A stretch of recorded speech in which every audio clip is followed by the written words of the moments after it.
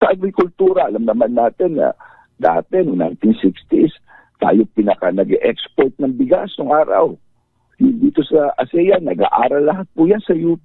Mga tiga-Vietnam, tiga-Thailand. Pero ngayon, ano nangyayari? No? Like tayo na ngayon na nag-i-import sa tagal ng panahon. Alam niyo, maganda. Tignan natin, ugatin natin ang problema nito. Number one, ang ating mga magsasaka, ang ating mga mangingisda, dapat suportahan natin sila, nagpapakain sa atin. No? So ang ginagawa ni Secretary Kiko ng ating Pangulong Bongbong Maganda, kasi ang unang problema dyan, yung tinatawag na puhunan. Minsan kung mamumuhunan ka, akapit ka sa 5-6. At kung mamalasing ka, darating pa yung bagyo. Mawawala pa yung iyong sinaka. So ano support ang ginawa ng ating Pangulo? Nagbigay ng pautang, kung minsan 1%, 2% lang ang tubo. No? Sa pakababa. Of course, ang crop insurance.